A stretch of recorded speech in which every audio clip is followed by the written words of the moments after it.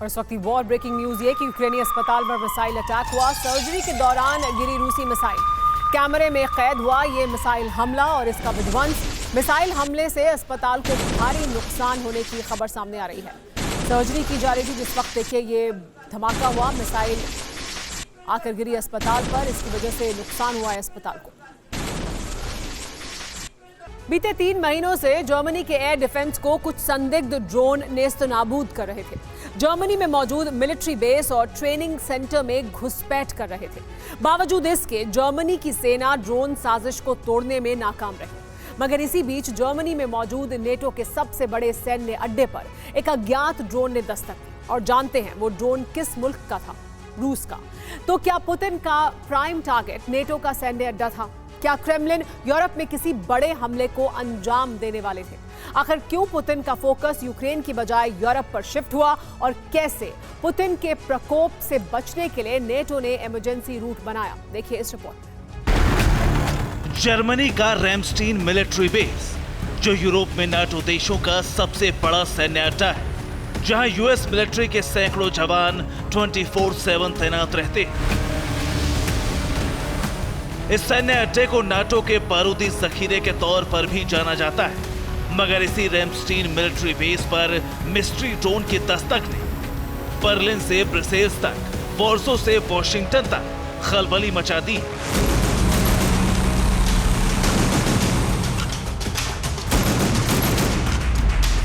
जी हां, यूरोपीय media reports की माने तो जर्मनी के रैमस्टीन मिलिट्री बेस के पास अज्ञात ड्रोन देखे गए।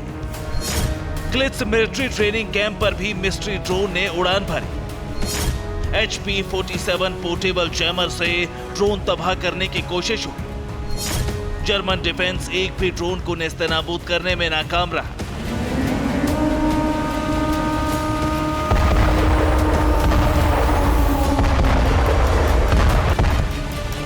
हैरानी इस बात की है कि जर्मनी के मिलिट्री बेस पर अज्ञात ड्रोन के उड़ान की ये कोई पहली घटना नहीं थी। अक्टूबर 2022 से लगातार कई ड्रोन जर्मनी के मिलिट्री बेस और सैन्य अड्डों के आसपास उड़ते दिखाई दे रहे थे।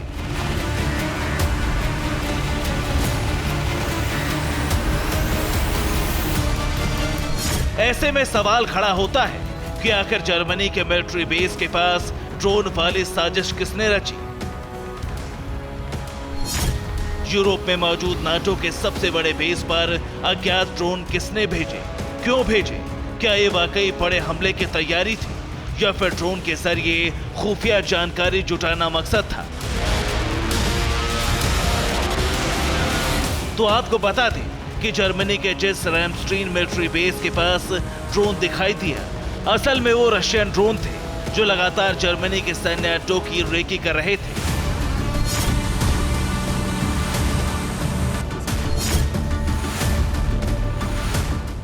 तो क्या पुतिन जर्मनी के रैमस्टीन मिलिट्री बेस में हमला करना चाहते थे?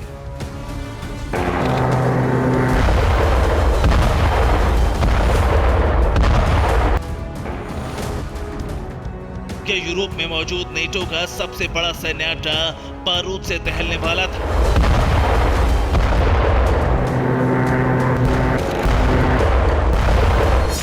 फिलहाल रूसी ड्रोन जर्मनी क्यों पहुंचे, कैसे पहुंचे, इसे लेकर तो कोई पुख्ता जानकारी सामने नहीं आई। मगर इसी घटना के बाद जर्मनी, अमेरिका समेत तमाम नेटो देश एक्शन में आ गए और रूस की घेराबंदी के लिए सबसे विस्फोटक प्लान की तैयारी होने लगी।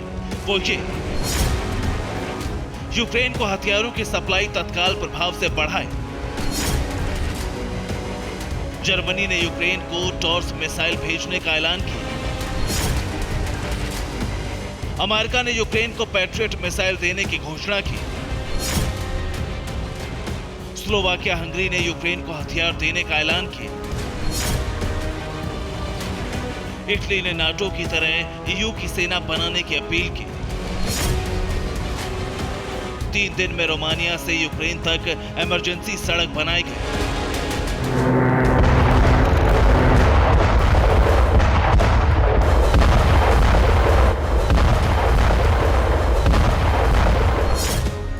वैसे तो 2 साल से यूरोप या फिर नेटो के देश यूक्रेन की सैन्य मदद कर रहे हैं, मगर इस बार रूस के खिलाफ नेटो और यूरोपीय देशों का जंगी प्लान पहले से ज्यादा विध्वंसक है और इसका अंदाजा आप इस बात से लगा सकते हैं कि यूक्रेन को हथियारों की सप्लाई तय वक्त पर हो, उसमें किसी तरह की कोई अड़चन ना आए। इसके लिए महज 3 दिनों के भीतर 450 किलोमीटर लंबी सड़क को तैयार किया गया, जिसे इमरजेंसी रूट का नाम दिया गया है। आप ये जानकर हैरान रह जाएंगे कि रोमानिया से लेकर यूक्रेन के बॉर्डर तक करीब 450 किलोमीटर लंबी सड़क बनाई गई है और इस इमरजेंसी रूट की शुरुआत रोमानिया की राजधानी बुकारेस्ट से हुई है। बुकारेस्ट के बाद ये सड़क रोमानिया के ही प्लोइस्ती शहर तक जाती है और फिर प्लोइस्ती से इमरजेंसी रूट वाया बुजाउ, फोकसानी और बकाव होते हुए पस्कानी तक पहुंचता है। यूक्रेन तक जाने वाले इस रूट का आखिरी पॉइंट रोमानिया की सिरेट सिटी है, जो यूक्रेन के बॉर्डर से लगती है और करीब 450 किलोमीटर लंबे इस रूट से ही अब यूरोपीय और नेटो के देश हथियारों की खेप को यूक्रेन भेजेंगे।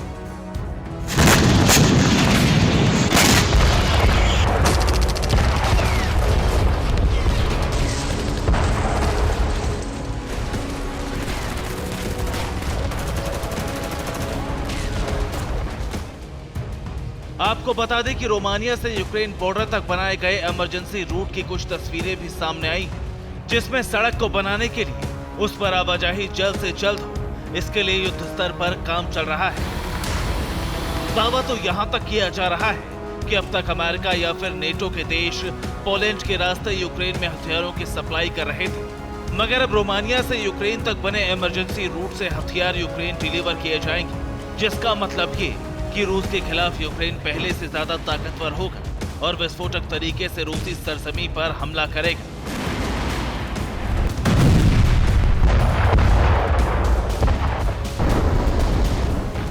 लेकिन इस इमरजेंसी रूट को बनाने का खामियाजा रोमानियों को उठाना पड़ सकता है, क्योंकि पहले भी पुतिन रोमानिया पर ड्रोन स्ट्राइक कर चुके हैं।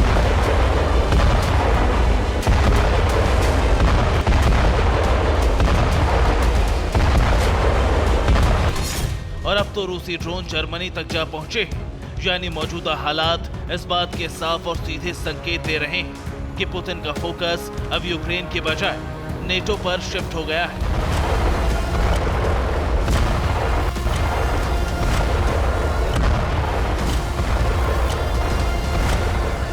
तो वहीं पुतिन के आक्रामक तेवरों के बाद नेटो भी सतर्क है। ऐसे में आशंका बढ़ गई है कि भले ही 2 साल से यूक्रेन की मदद के लिए नेटो पूरी ताकत के साथ लगा, मगर अब नेटो और यूरोपीय देशों को सीधी चुनौती रूस की तरफ से मिल रही है।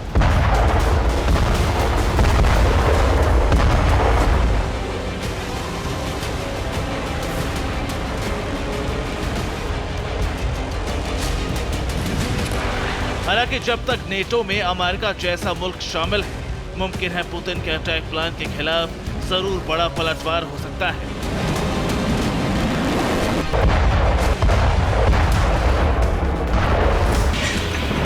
लेकिन एक बात शीशे की तरह साफ हो चुकी है कि अब यूक्रेन जंग का विस्तार यूरोप तक हो चुका है, जिसका मतलब तीसरे विश्व युद्ध की आहट है। Bureau report, TVN Bharat.